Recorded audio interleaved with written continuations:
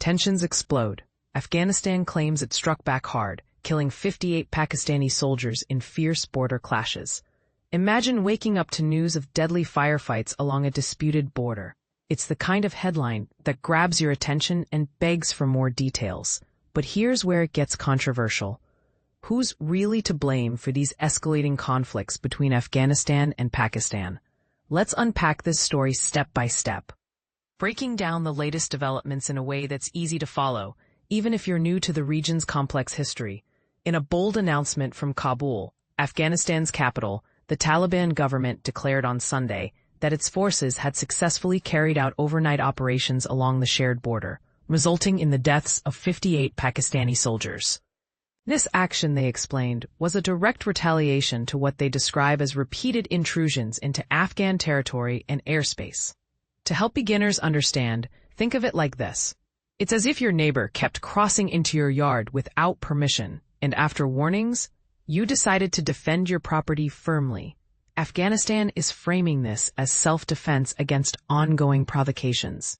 Just days before this incident, Afghan officials pointed fingers at Pakistan for allegedly bombing the capital city of Kabul and a marketplace in the eastern part of the country.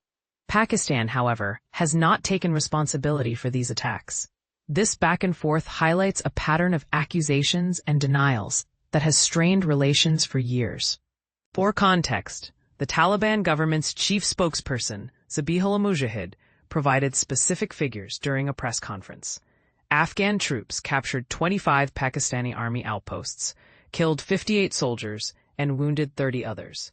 Mujahid emphasized that the situation across all official and practical border lines in Afghanistan is now firmly under control, with unlawful activities mostly halted.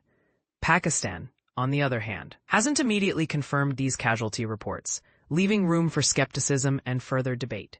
To clarify a bit more for those unfamiliar, Pakistan has conducted airstrikes in Afghanistan before, targeting what they claim are hideouts for militants in remote, rugged mountainous zones. These operations add fuel to the fire, suggesting a cycle of tit-for-tat actions. The two nations have also engaged in smaller skirmishes along the border in the past, but Saturday night's intense clashes seem to mark a new low in their security standoff. Afghanistan's defense ministry chimed in early Sunday, describing their operations as retaliatory and successful, and warning that if violations of Afghan sovereignty occur again, their military stands ready to respond decisively. And this is the part most people miss. Trade routes between the countries are feeling the impact.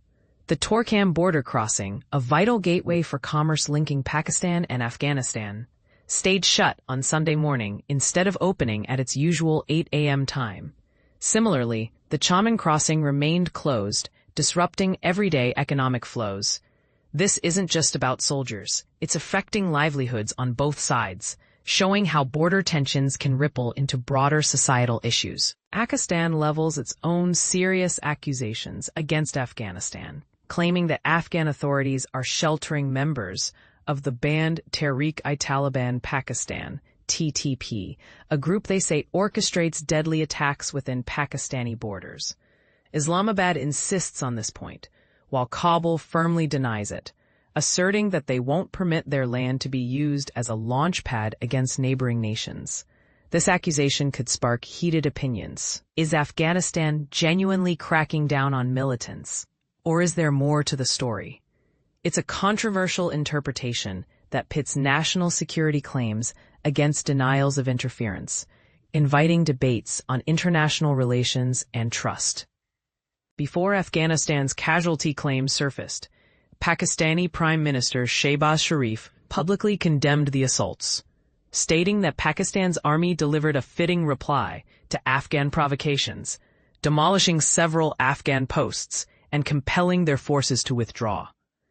Adding another layer, Saudi Arabia's foreign ministry released a late Saturday statement, urging both sides to exercise restraint, steer clear of further escalation, and opt for dialogue and reason to preserve regional peace. Interestingly, this comes shortly after Saudi Arabia signed a mutual defense agreement with Pakistan, reportedly placing the kingdom under Islamabad's nuclear protection following Israel's recent assault on Qatar. This alliance might influence perceptions. Does it embolden Pakistan, or could it pressure both nations toward calmer resolutions? A Pakistani security official who requested anonymity due to not being authorized to speak publicly revealed that Afghan forces initiated gunfire in multiple northwestern border regions within Pakistan's Khyber Pakhtunkhwa province, including areas like Chitral, Bajour, Momand, Angor Ada, and Kurram.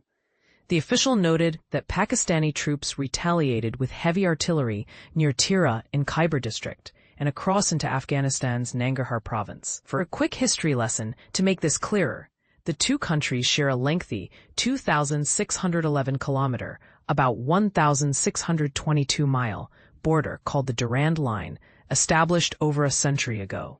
However, Afghanistan has never formally acknowledged its legitimacy, viewing it as an unfair British-era imposition that divided ethnic groups and fueled ongoing disputes. This lack of recognition is a root cause of friction, and it begs the question, can historical grievances like this ever be fully resolved in the modern world?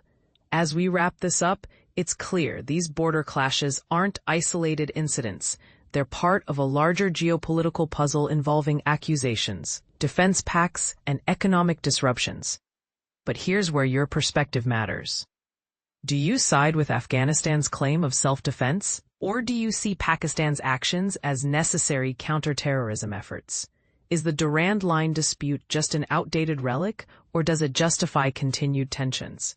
And, crucially, in an era of global interconnectedness, should external powers like Saudi Arabia step in more forcefully to mediate? Share your thoughts, agreements, or disagreements in the comments. Let's discuss how these conflicts might shape the future of South Asia.